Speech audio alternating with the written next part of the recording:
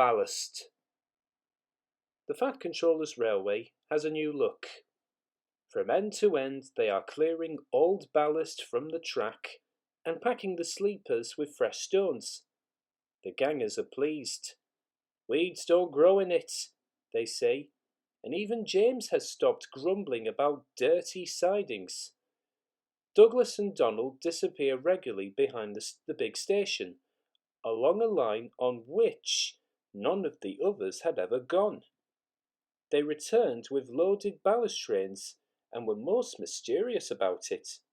"We are wee engines bring the ballast down from the hills," was all they would say.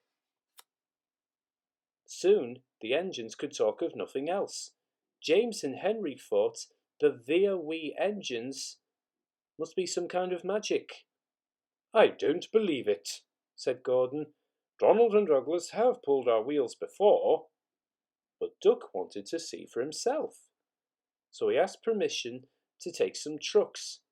When he arrived, he was told to push them under the chute. This was like a tunnel, made of steel girders. On top of it stood some queer-looking trucks. "What do you think of our chute?" said a voice. "Good, isn't it?" Duck blinked. Standing beside him was a small green engine. "Where do you spring from?" asked Duck. "I've been here all the time," smiled the small engine. "I'm Rex, and you, sir, I believe, are Duck." "How did you know?"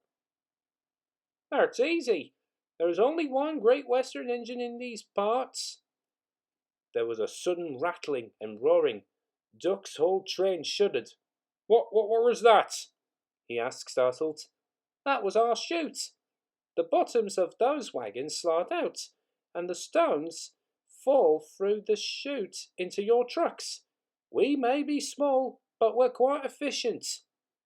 Duck puffed away, much impressed. Next time, there were 3 small engines. Rex introduced Duck to Bert and Mike. "As you can see," he went on, "the small controller's given us different coats." "Silly nonsense," grumbled Mike. "I like being blue," protested Bert. "That's all right for you," fumed Mike, "but not for me. Passengers will say I look like a pillar box." "Shocking," said Rex, and winked at Duck. "Consider my feelings. When we were both green, passengers kept calling me Mike." You, splurted Mike. "Store it, you two," said Bert. "Duck," he went on, "have you seen our coaches?" "Where are they?" asked Duck. "Over there," said Bert. "But they're they're not like ours," he finished lamely.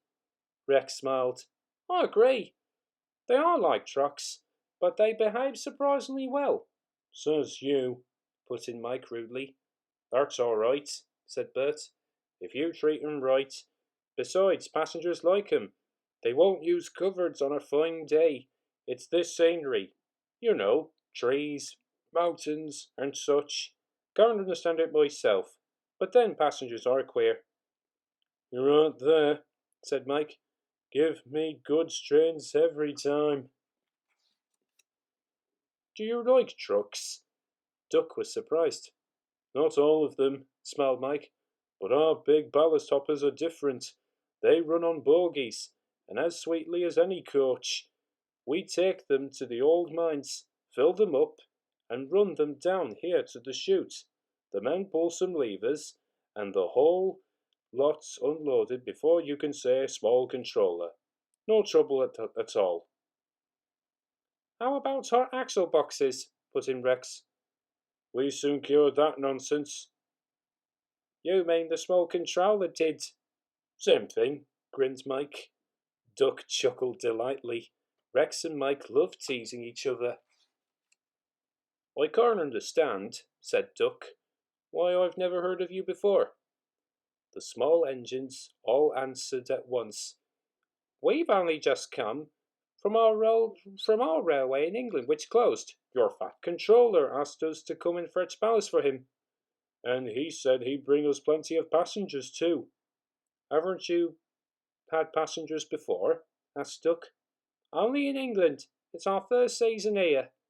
"Oh," promised Duck, "then I'll bring you lots. Goodbye, goodbye," and he puffed excitedly away to see about it.